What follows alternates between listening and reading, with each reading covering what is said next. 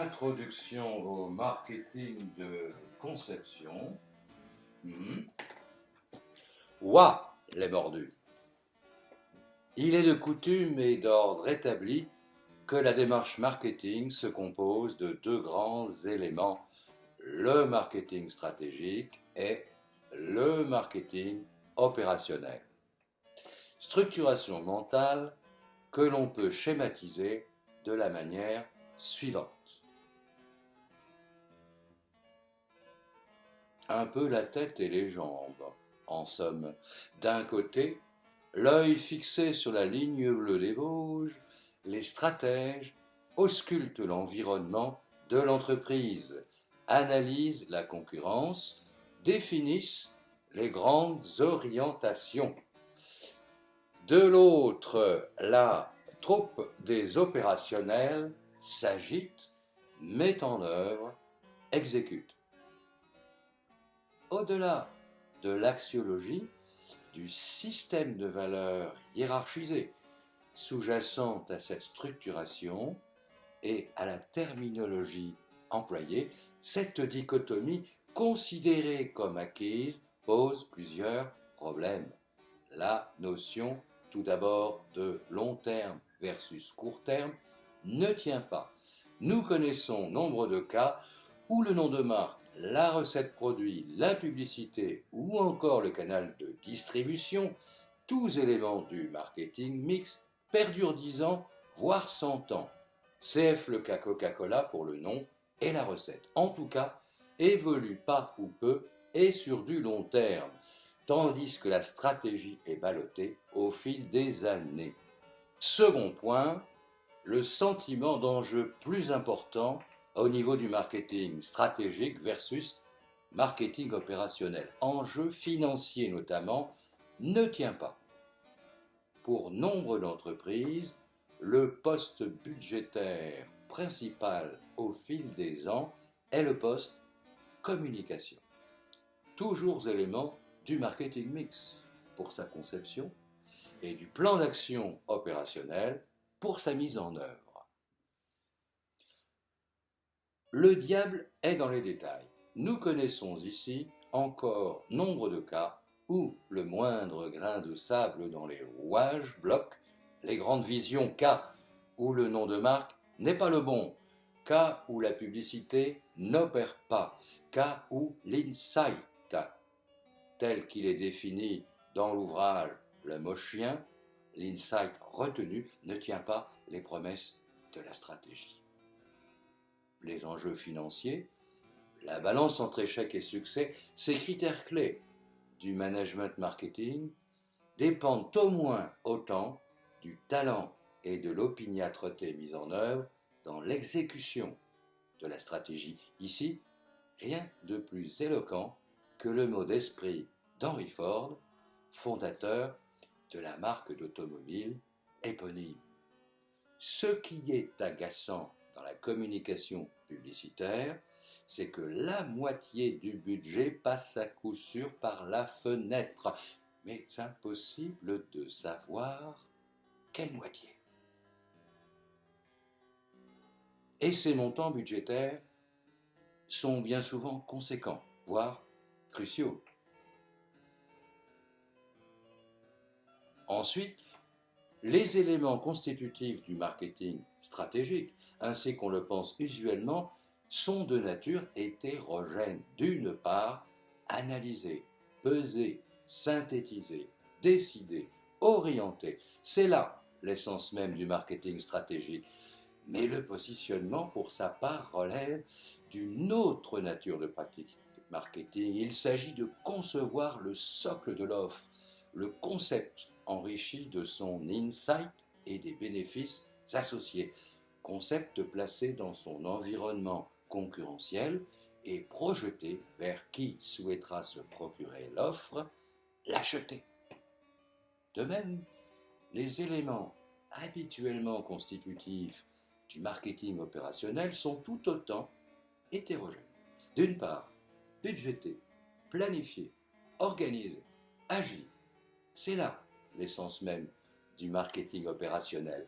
Mais l'élaboration du marketing mix, pour sa part, n'a rien à voir avec ces mots-clés, ces verbes clés du marketing opérationnel.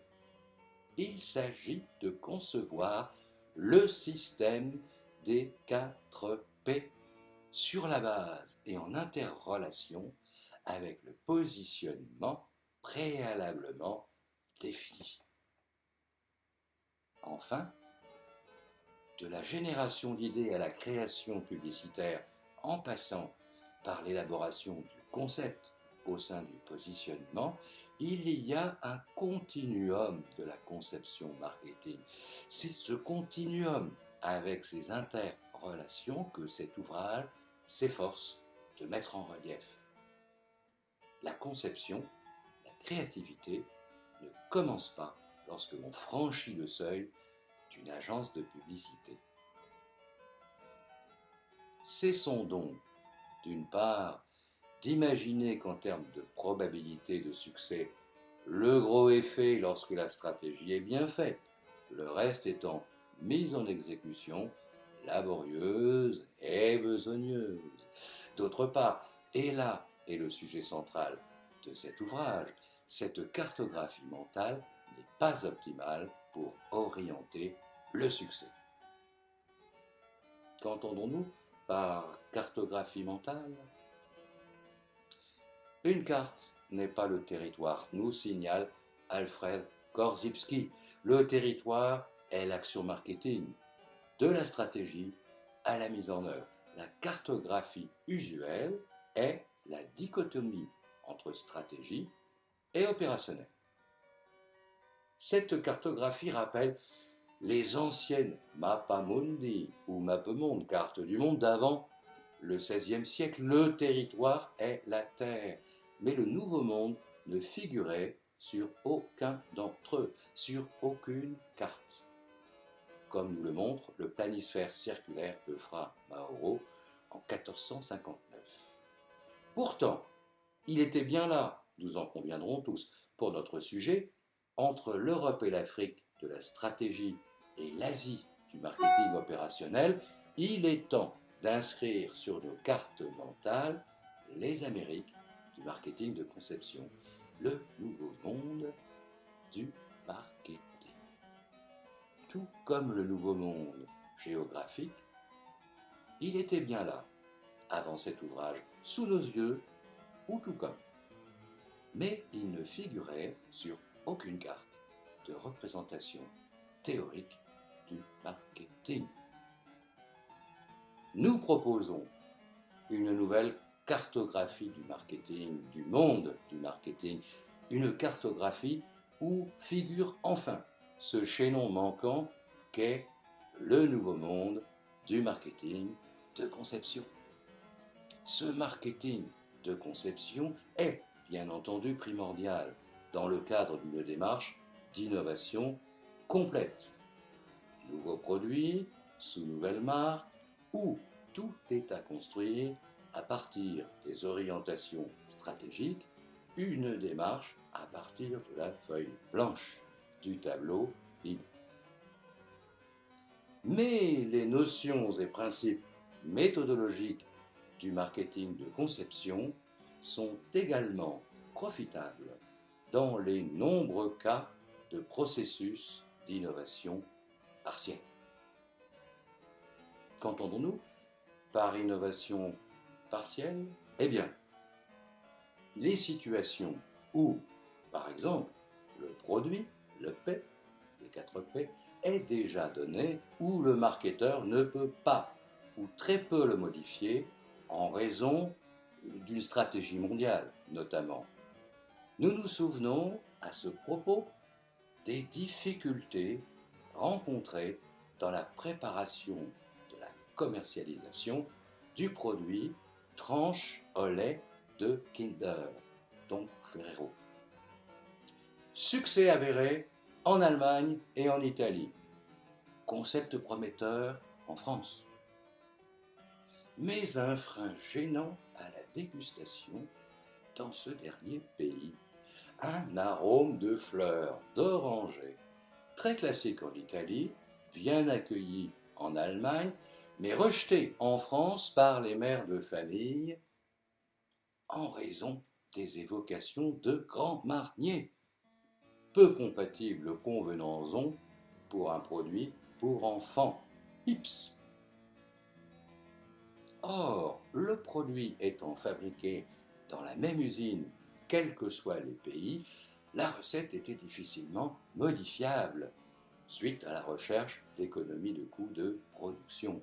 Dans ce type de cas, reste au marketeur chargé de réussir le lancement dans un pays donné à recourir à tout son talent pour occulter, assumer, faire admettre pédagogiquement ce frein qui partout ailleurs est un élément apprécié. Dans d'autres cas, le nom de marque est donné, la publicité est donnée, le canal de distribution est donné, bref, autant de situations spécifiques auxquelles doit s'adapter le marketing de conception sans pour autant renoncer à son plein exercice. Enfin, quid de l'utilité du marketing de conception pour les produits déjà conçus? Eh bien, d'expérience, nous pouvons relever les éléments suivants. Structurellement, les cas où l'ensemble des éléments relatifs au marketing de conception se révèlent à l'audit bien en place et synergiques ne sont pas si nombreux.